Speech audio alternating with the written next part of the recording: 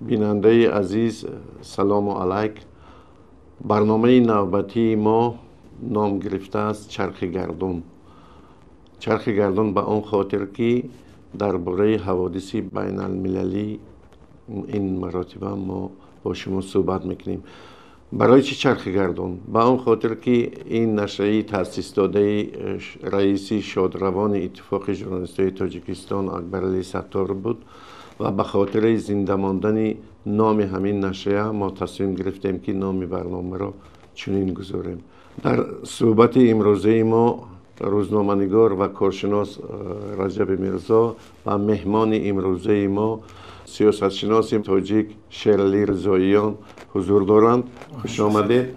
و امروز ما بیشتر می‌خواهیم درباره نشست هفتم مشورتی رهبران آسیای مرکزی صحبت کنیم و به این خاطر شیرعلی رضاییان را دعوت کردیم تا از تاریخ این نشست چگونه پیدا شدن آن به شما معلومات دهم. مرحمت شیرعلی. بسیار سپاس. من شما و دستاندرکاران این برنامه رو با تأسیس یا راه اندازی چنین یک ابتکاری خیلی خوب برای فضای رسانه خودم تبریک میکنم. از شما اظهار سپاس که چنین کار رو روی دست گرفتید و امید میکنم که این برنامه دامنه‌دار میشود و هواداران خود رو در فضای رسانه‌ای پیدا میکند. سلامت باشید. در مورد نشست مشورتی سران کشورهای آسیای مرکزی ما باید به این نکته توجه کنیم که الکی هفتمین نشست آن برگزار می شود. یعنی تا به این دم 6 نشست دیگر بود و این نشست ماه مارت سال 2018 باری نخست در شهر آستانه برگزار شد. بعداً در سال 2019 در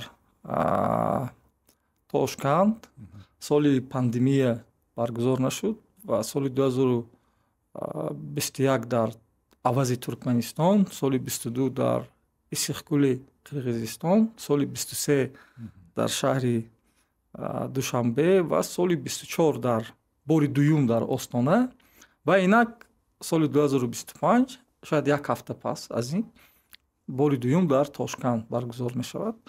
роҳандозии ин қолаб аз чанд ҷиҳат барои кишварҳои Осиёи марказӣ муҳим буд. якум, خیلی پیش‌فرض‌ها رو پیرامون همکاری‌های خود این کشورها شکست. دوم، طوری در مردم ما میگویند دیدار یعنی مهر در چشم است. البته از رهبران کشورهای آسیای مرکزی در طول سالها خیلی با هم زیاد وامیخورند، ولی جمع شدن و مسائل منطقه را بین هم مطرح کردن بسیار عنصر خوب است. و نهایت عامل سوم این خود وزن منطقه را در نزد چشم بازنگران بیرونه کمتر دیگر کرد. یعنی منطقه رو با اصطلاح برای قدرت‌های بزرگ و میانه‌ای که در سیاست جهانی هستند جالب‌تر نمود. ببینید، من اگر اجازه بشد خودشید میخوام بازم فراتر بحث رو بگیریم و البته اول من میخواستم نظری شیرعلی رو در این باره بفهمیم که چرا مثلا این بحث بود قبلا هم بود، چرا خودی منطقه نمیتواند به هم بیاید. مثلا اگر ما با تاریخ همگرایی منطقه سرانی منطقه اگر متوجه شویم میبینیم سال 91 هنگام پراکنده شوی اتحاد شوروی ابتکار از نظربایف بود، نورسلطان نظربایف، که دائم میگفت ما یک منطقه خاص هستیم، یک منطقه هستیم که یک بازاری کلان داریم. در آن دوره 40 میلیون اهالی است. میگفت که ما میتوانیم خودمان را تأمین کنیم. و در همین زمینه مثلا بعدن که جنگ‌های تاجیکستان پیش آمدن و گفتن که امکان ندارد که منطقه از مد نظر دور ماند و ما باید همدیگر را دستگیری کنیم، یعنی یک موقع عمومی داشته باشیم. اما بعداً بعضی کارشناسان به این نظر هستند که منطقه را کشورهای ابرقدرت نمیگذارند که در تنهایی باشند و به همین خاطر اولین مثلا سازمان‌های همگرایی منطقه‌ای با ابتکار مثلا کشورهای بیرونی یا یکی از کشورهای ابرقدرت موجود آمد و درباره اون فرمت قالبی که شیر علی در اینجا صحبت کرد بین همدیگری خودی منطقه رهبران منطقه، حالا میبینیم پیشتر مثلا از روی واخوری هایی که در دایره همه خودی رهبران برگزار شده است، ما میبینیم مثلا کدام کشورها گویا که نشان میدن اولویت یا برتری دارن. یعنی پیشتر اگر مثلا آستانه بود، یعنی قزاقستان بود پیشکاری همه ابتکارات منطقه‌ای، امروز به نوع تاشکند شده است. در روی خطی که مثلا شیر علی در اینجا گفت، ما نمیبینیم که دوشنبه یکم بار میدان نشست بود 23 بود. 23 بله یک مرتبه بود. منظور من چی است؟ یعنی که از یک جهت مثلا آنچه که شیر علی میگوید مهم بودن منطقه را خود کشورها نشان دادن از یک جهت، از جانب دیگر مثلا تأثیری ان همون بازی‌های ژئوپلیتیکی که به همگرایی منطقه تأثیری منفی رساند. و از جانب دیگر زاویه دیگری مسئله هم هست، این که خودی مثلا خودخواهی بعضی کشورهای منطقه، یعنی که در اینجا من قوی ترم، من بزرگترم. مثلا گفتیم که قزاقستان، بعدن حالا تاشکند میبینیم. همین چیزا من فکر میکنم که یک نوع خلل میرسون و همچنین مسئله نژادی هم در اینجا هست. مثلا مسئله ملی، یعنی ملی که هست، مثلا چون در اینجا بیشتر کشورهای ترک زبانند و تأثیری مثلا ترکیه و این چیزا، و یگانه کشوری که فارسی هویت فارسی نگاه می‌دارد این تاجیکستان، که هرچند در کشورهای دیگری منطقه هم تأثیر خودش را دارد. یعنی همه این چیزا تأثیری خود را میگذاشتن و نمیگذاشتن که منطقه به هم بیاید. یعنی این بحث دائمی بود که چرا سران کشورها نمیتوانند به هم بیایند، خب یک بازاری مشترک رو با وجود بیارند که عمومیت‌های خیلی به هم نزدیک دارند. همین یک علاوه وابسته به اون چی که رجب گفت، گپ در سر اون که یک هنگامی که به برنامه آمادگی میگرفتیم، من خبرهایی که در این مورد این نشست پخش شده بودن دیدم و یک مرتبه حتی پرزیدنت حاضره آذربایجان ایلهام علیف هم همچون مهمان فخری در این نشست بود. همین به کدام خاطر بود؟ مثلا در ادامه سوالی رئیس جمهوری آذربایجان الکای در دو نشستی پیشتر شرکت داشت، در نشستی دوشنبه و آستانه 2024 و این با چارچوبی همکاری هایی که 5 کشور آسیای مرکزی با قفقاز جنوبی و آذربایجان دارند یک نوع موافقت میکند، چونکه در 4-5 سال اخیر آذربایجان توانست قریب با همه کشورهای آسیای مرکزی سندهای دوجانبه برای به سطح شریکی استراتژی برآوردن مناسبت‌ها را امضا کند. بعداً عامل دیگری که اینجا هست بیشتر وابستگی دارد به اوضاع داخلی خود قفقاز جنوبی، چونکه اون نظام همسایه‌داری و حسن نیت نیک همسایه‌داری که ما در آسیای مرکزی می‌بینیم، متأسفانه در قفقاز جنوبی این چیز نیست و شاید یک فرصت زیاد لازم شود تا یک همسایه‌داری و همکاری نزدیک میان آذربایجان و ارمنستان و گرجستان روی هم بیایند. و از جانب دیگر کشورهای آسیای مرکزی به ویژه قزاقستان و ازبکستان خواستاری راه اندازی راهی فراحضری هستند که آسیای مرکزی را از طریق کاسپی، دریای کاسپی با آذربایجان میپیوندد، همین طریق به ترکیه و به کشورهای اروپایی. از این جهت با اشتراک ایلهام علیف در نشست‌های مشورتی سران کشورهای آسیای مرکزی بیشتر برای روایت سازی‌های داخلی این کشور در قفقاز لازم هستند و طوری در تجربه دیپلماتی معلوم است همچون مهمان فخری برگزار کننده یا میزبان در این نشست‌ها شرکت میکنند. البته ما میتونیم درباره بعضی از عامل‌هایی که اینجا ذکر شد درباره عامل عمومی ترکی نیز صحبت کنیم، چونکه 3 کشور آسیای مرکزی قزاقستان، قرغیزستان و ازبکستان عضو سازمان کشورهای ترکی هستند ва Туркменистон кишвари нозири ин созмон аст, ки дар расонаҳои Озарбойҷон ба ин тарафи масъала низ чӣ мекунанд.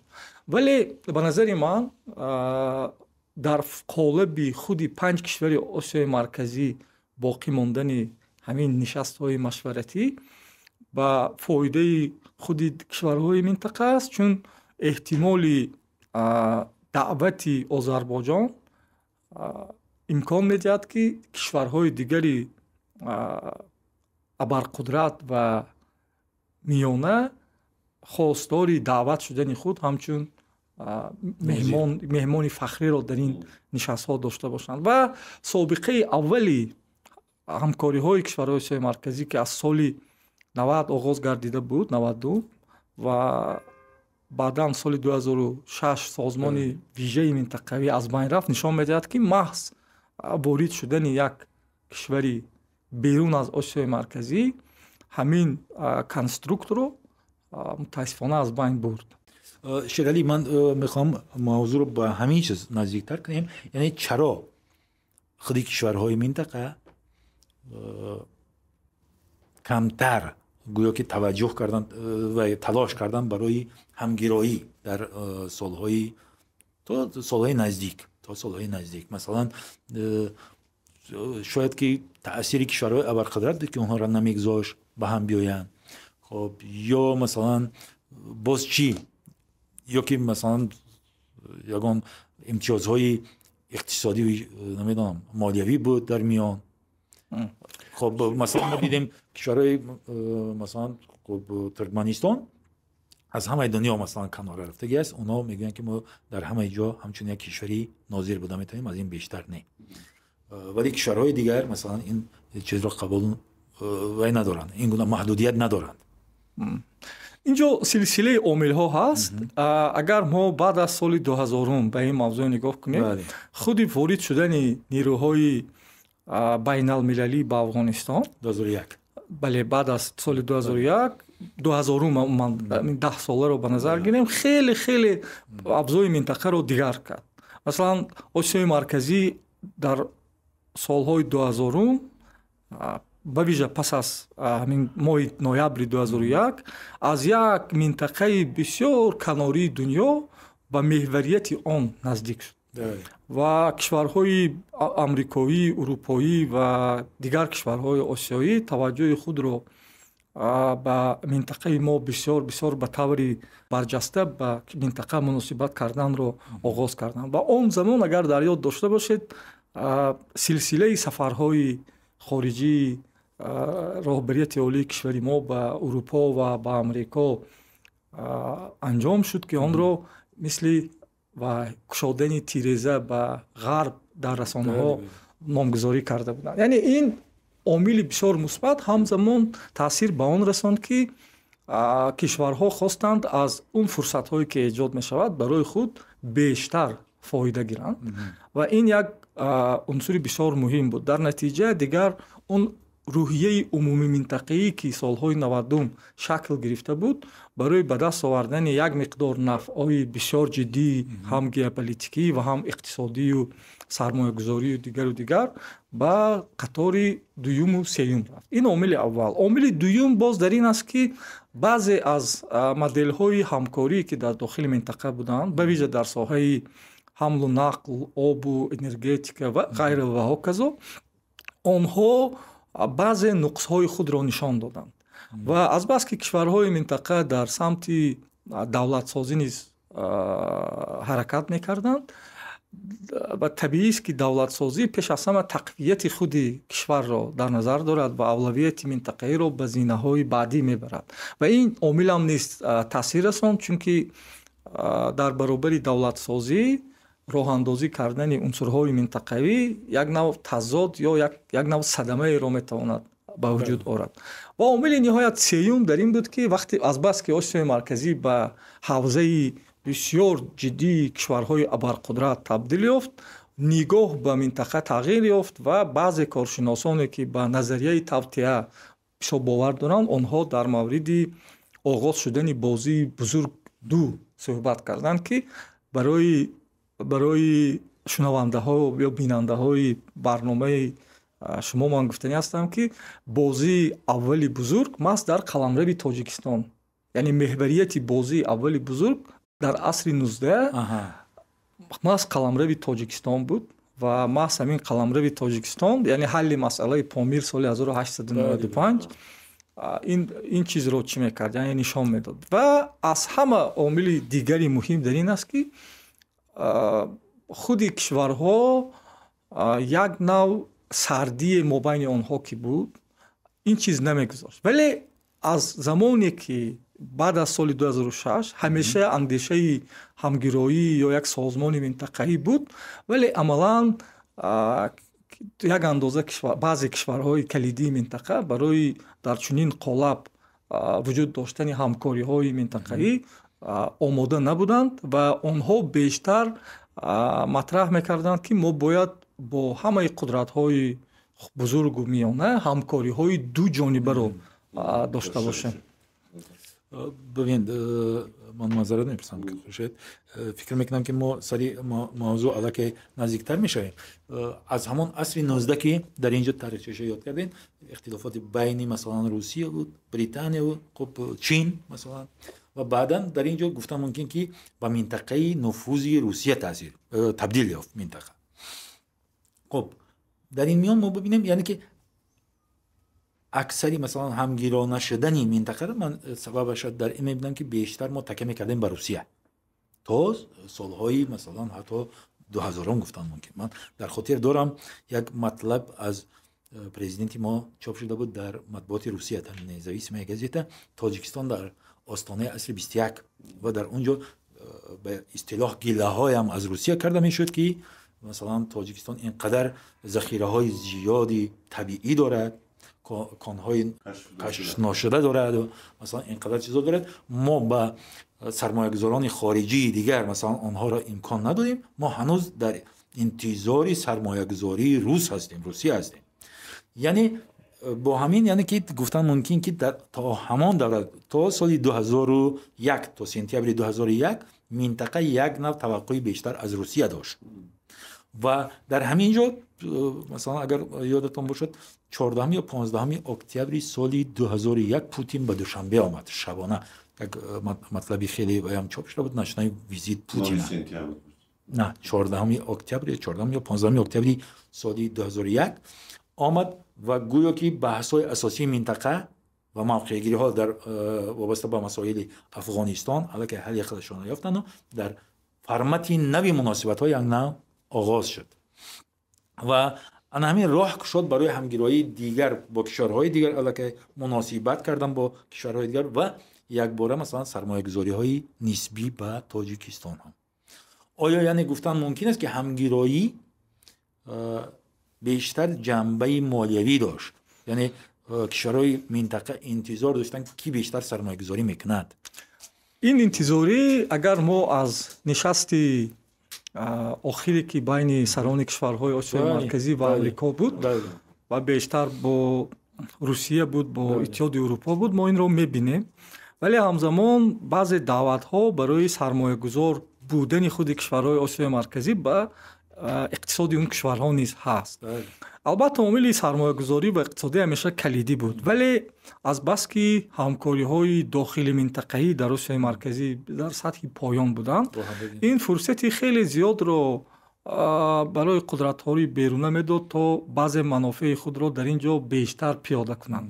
вале ба ҳам омадани кишварҳои минтақа боис гардид, ки як нав бозбинӣ низ дар сиёсати минтақаи онҳо сурат гирад ва албатта ин чиз дар дарозмуддат мемонад. вале омили калидӣ ва асосие, ки барои чӣ ҳамгироии кишварҳои Осиёи марказӣ лозим аст, ин албатта пеш аз ҳама барои худи кишварҳои минтақа лозим аст. чунки агар мо медонем, ки имрӯз рафтуомад байни масалан кишварҳои мухталифи минтақа бидуни раводид аст ва шаҳрвандон метавонанд озод раванд биёянд, яъне ба муддати муайян мо метавонем бидуни раводид аст аксари кишварҳо диду боздид кунем ва рафту омад низ хеле зиёд шудааст. ва аз ҳама омили дигаре ки ин ҷо дида мешавад, як нав دیدگاهی عمومی یا مشترک پیرامون همکاری‌ها با قدرت‌های بیرونی هم هست. چونکه سازشنامه سرحدی البته این یک دستاورد بسیار مهم برای وادی فرغانه بود، با اون خاطری که اکثر کارشناسا و تحلیلگرا و دولتمردا اونا به این نظر بودند که هیچ وقت در وادی فرغانه مسئله مرزی حل و فصل نمیشه و ما میتونیم امروز بگوییم که امروز یک نوع مدل حل مسائل مرزی که آن را شرطاً مدل وادی فرغانه نیز گفتن ممکن است پیدا شد، چونکه در بحث‌های مرزی بسیار طولانی که بحث وادی فرغانه نیز به آن داخل می شود، در 50-60 سال اخیر ما می‌بینیم که آنها اکثراً کنسرواتسی میشن، یعنی آنها در حالتی مثلا یخ کرده نگهداری میشوند. ولی حل مسئله مرزی باز هم همین نتیجه همکاری‌های داخلی منطقه‌ای است. بله این بسیار عامل مهم است. من فکر میکنم مثلا ببینیم اگر ما حل شدن اختلافات را بسیار چون عامل مهم است، بحث‌های هم بود که مثلا جنگ قرقیز، مسائل سرحدی قرقیز و تاجیک را یا که ازبکستان و تاجیکستان را کی باید حل کند. در اینجا حتی پیشنهادی بود که بله پیشنهادی بود که مثلا روسیه در اینجا میان رو باشد یا کشورهای دیگر، این گونه اندیشه هم بود. ولی مهمیت مسئله همین شد که یک نوع خودجو شد، از داخل شد. مثلا ما دیدیم صلحی نسبیه که در مثلا صلح علاقه حاصل شد در قره‌باغ کوهی آن با ابتکار مثلا امریکا شد، ولی در ما همین قالبی بسیار مهم هم بود واقعا هم. بله دو جانبه بود. هم فرمتی حل موضوع از جانب قرقیزستان و ازبکستان که سال 23 بود دو جانبه بود و هم حل مسئله مرزی میان تاجیکستان و قرقیزستان که سال 2025 بود دو جانبه بود و همچنین اون سازش تاریخی درباره دوستی ابدی در منطقه که در خوجند امضا شد ماه مارت 25 سه جانبه بود. بنابراین این ما در عرفه همین نشست میتوانیم بگوییم که از بهتر شدن همکاری‌های منطقه‌ای همه کشورها برد کردند و یک نوع این بالین امنیتی برای یکدیگرشان شد. چون مثلا تصور کنید اگر امین فرمتی نیکی مناسبت‌های بین منطقه‌ای در آسیای مرکزی نمی بود در دوره حتی پاندمیه، شاید کشورها مشکلات رو بسیار سنگین پس سر می‌کردند. یا اینکه بعد حادثه‌های ماه فوریه سال 2022 اگر ما همین فرمت همکاری‌ها رو نمی‌داشتیم، تأثیر پیامدهای منفی جنگ روسیه و اوکراین به منطقه به مراتب بیشتر میشد و همچنین در برابر فعال شدن قدرت‌های بزرگ به ویژه چین، روسیه، آمریکا، اتحادیه اروپا و غیره و ها کذا که ما در آسیای مرکزی می‌بینیم، اگر یک نوع هم بستگی خود کشورهای منطقه نمی بود، شاید بعضی برنامه‌ها رو ما برنامه‌هایی که برای کشورها پیشکش می‌شود خودی پیشکش شدن آنها زیر سوال می‌رفت. مثلا تصور کنید چین امروز به منطقه یک کمربند و یک راه رو پیشنهاد می‌کند، روسیه در دایره سازمان یا اتحاد اقتصادی برنامه‌های خود را پیشکش می‌کند، اتحاد اروپا یک برنامه خود را با نام گیتوی پیشنهاد می‌کند، هندوستان از سال 2011 راهبرد ویژه برای آسیای مرکزی دارد، پاکستان قریب 7-8 سال باز یک راهبرد ویژه برای آسیای مرکزی دارد. یعنی ما همین گونه یک نوع بیشتر شدن فرصت‌ها برای منطقه را پس از بهبود روابط داخلی مشاهده می‌کنیم.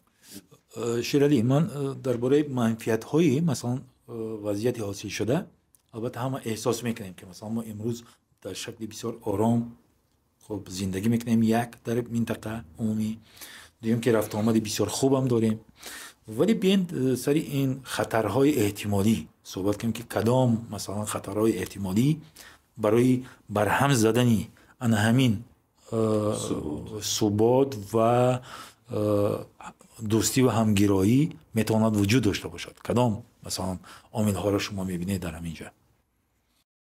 дар ин 7-8 соли охир эҳтимолияти таъсири як омили беруна барои ҳамкориҳои минтақаӣ ба ҳадде коҳиш дода шуд, вале мо ва ҳамчунин омилҳои дохили минтақаӣ ки таъсир мерасонданд дар бораи масоили марзӣ мо суҳбат кардем, инам коҳиш дода шуд, вале ҳамеша ин гуна ба истилоҳ чолишҳо ҳастанд.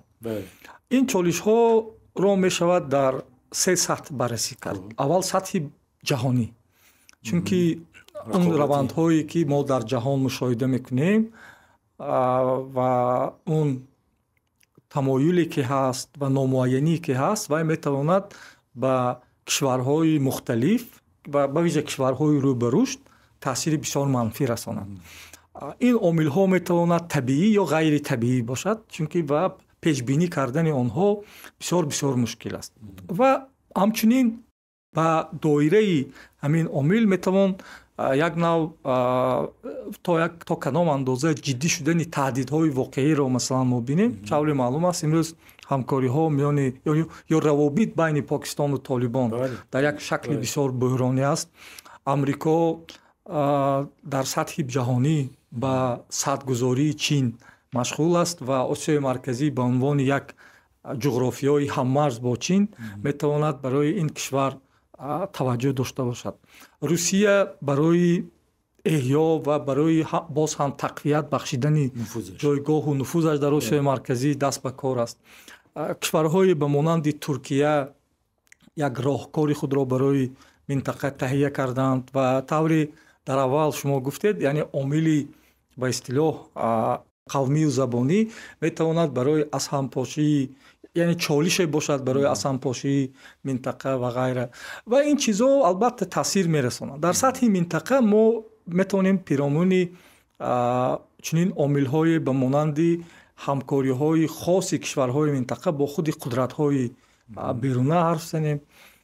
дар масоили минтақаӣ мешавад боз омили истифодаи обу энергетикаро баррасӣ кунем. ҳарчанд он дигар ба монанде ки 10 сол пеш буд ҳассос нест, вале дар баъзе фурсатҳо мо шоҳиди ин ҳастем ки дар расонаҳои ба истилоҳ хусусӣ ва наздик ба давлати кишварҳои Осиёи марказӣ дар ин бора баъзе навору гузоришҳои вижа метавонад яъне сабт мешаванд. ҳамчунин албатта баҳси таърихнигорон дар минтақа ё баҳси мансубияти таъриху фарҳанг ба ин ё он мардум албатта сатҳаш поён шуд, вале ин чиз низ дар вақтҳои лозима бисёр зиёд расонаӣ мешавад ки ба унвони як чолиш барои ҳамкориҳои неки кишварҳо як нав таъсир расонад. ва ҳамчунин омили сеюм, яъне ё сатҳи сеюм сатҳи кишварӣ аст, чун беҳтар шудани ҳамкориҳои байни 5 кишвар албатта ибтикороти роҳбарияти олии ҳамин кишварҳо буд ва ҳамаи онҳо дар ҳамин раванд нақши бисёр хуб доранд, чунки ҳеҷ вақт бо як даст садо намебарояд, яъне ин садо аз 5 даст. мумкин аст шерали дар ҳамин маврид масалан амбитсияе ки ҳудуди 10 сол пеш аз ин буд баъзе кишварҳо масалан доштанд, баъзе роҳбарони кишварҳо доштанд ки дар минтақа ҳарфи аввалро ман мезанам. ҳамин чиз тақрибан аз байн рафтааст. дар зоҳир албатта аз байн рафтааст, вале дар роҳандозии лоиҳаҳо ва дигар барномаҳо ба вижа дар соҳаи ҳамлу нақл ва транзит ба вижа мо мебинем ки ин чиз дида мешавад, чунки фарз кардем он лоиҳаҳое ки аз ҷониби Қазоқистон барои берун барои рафтан ба самти ҷануб ё ба самти ғарб ҳастанд, аз ҷониби кишварҳои дигаре ки аз минтақа ки чунин барномаҳоро доранд бо ҳассосият қабул мешавад, ё ин ки лоиҳаи роҳи оҳани Чин, Қирғизистон, Ӯзбекистон ҳамин гуна чизо дорад, яъне ҳассосиятҳо дорад. вале як омили хубе ки мо мебинем дар ин аст ки имрӯз ҳарчанд дар шакли зоҳирӣ як гуфтумоне ба монанди ин ки пешрафти як кишвар пешрафти 5 кишвари минтақа аст, ҳамин чиз як нав зиёд садо медиҳад ва гуфта мешавад ва агар ин албатта дар сиёсати амалӣ истифода шавад, кишварҳои Осиёи марказӣ аз ин фурсати мавҷуда ки ҳаст خیلی خوب میتونند استفاده بکنند، چون ما در طول 34 سالی خودسالاری این کشورها خیلی زیاد فرصت های از دست رفته رو داریم، خیلی زیاد، و این نامگوی فرصت های از دست رفته به اصطلاح در تقریبا در همین بخش‌های هستند که از سوال شما برمی آمد. البته از تاریخ روابط پیشتر درس‌های لازمه گرفته شده است و شاید در دراز مدت در آینده نزدیک ما شاهدی یک تأسیس یک نهاد ویژه برای آسیای مرکزی نیز شویم. ببینید در همین زمینه من فکر می‌کنم یکی از راه‌های پیشگیری هم همین رابطه‌های باید اقتصادی باشد، مادوی بین مردم باشد. مثلا باید یکی از پندهای مثلا در اگر ما 500 پندی گنری فورد را خوانده باشیم، در اونجا میگه که یکی از سبب‌هایی که باعثی ثروتمند شدن من گردید این بود که من همسایه خود را بای کردم. همسایه خود را بای کردم معنی این را دارد که از من محصولات می‌خرید، مال می‌خرید و همین طور من مالم را به فروش می‌گذاشتم. یعنی همین حکمت را باید که در سطح مثلا منطقه باید درست و عمیق فهمند و یک راه اندازی کنم برنامه‌هایی را که همگرایی بین مردم، یعنی یک نوع همگرایی مردمی با وجود بیاید. کاملا درست است و یک دلیلی که از جانب بعضی از پژوهشگران و کارشناسانی که برای کم رنگ نشان دادن همکاری‌های منطقه‌ای در آسیای مرکزی صدا می‌زد، همین سطحی پستی همکاری‌های اقتصادی است، چون که همه 5 کشور آسیای مرکزی تجارتی مشترکی بیشتر را با بازیگران بیرونه دارند. اصلا این عامل منفی نیست، این نشاندادی منفی نیست یا مثبت هم نیست. به کدام خاطر؟ به آن خاطر که اقتصاد این کشورها شاید یک اندازه به هم مانندی دارند و از بس که یک تعداد از اشیاء خام صادر میکنند این به این چیز بستگی دارد و از بس که اقتصاد مانند هم هست، تجارت بین این کشورها برابر فرض کردیم با قدرت‌های دیگر نیست و من فکر نکنم که در یگان کشور آسیای مرکزی هدف گذاشته باشند که همکاری تجارت دوجانبه ما فرض کردیم با روسیه، چین پستر باشد و با کشورهای دیگر بلندتر باشد، چون خودی کشورهای منطقه این گونه توانمندی را ندارند. و البته شما درست گفتید که هر قدری که همکاری‌های تجاری بین مردمان منطقه گسترش یابد، این البته تأثیری نیک میرساند و شاید در همین سمت یک کاری بسیار فوری و خیلی نشانرس و تاثیرناک این باز هم ساده کردن حمل و نقل مردم از مرزهای دولتی باشد تا هم خودی شهروندان و هم سبکروهای آنها توانند خیلی زود گذرند. این البته تأثیری از نگاه گئوپلیتیکی که در منطقه است شاید تأثیری بسیار جدی داشته نباشد، ولی از نگاه افکارسازی و روایت سازی و نشان دادن حسن نیک همسایه‌داری شاید تأثیر خبرهای اخیری که از جمله از قرقیزستان همیشه به روز میرسد که علاقه پست‌های گمرکی گرفته میشه و نظامی گرفته میشه از اونجا. خب البته گفتیم برای روایت سازی این بسیار یک چیزای مهم است، ولی فراموش نمیکنیم که ما هر کدام همان دولتی مستقل هستیم پیش از همه. مثلا کشورهای اتحاد اروپا هم یک زمان از ارمیای خود دست کشیده بودند، بعد جنگی مثلا روسیه و اوکراین ضرورت پیش آمد که باز به این چیز رو بیارن. یعنی ما البته برای همگرایی منطقه‌ای باید تلاش کنیم ولی در نوبتی خود باید فراموش در فکر خود باشیم. بله. سلامت باشید، خوش آمدید. این برنامه اول بود، برنامه اولی چرخ گردون. به همین خاطر قوری از کمبودیا نیست و من فکر دارم که در آینده چندین بارها شخصا شما مهمان ما میشوید وابسته به این مسئله ها. سلامت باشید. شکر.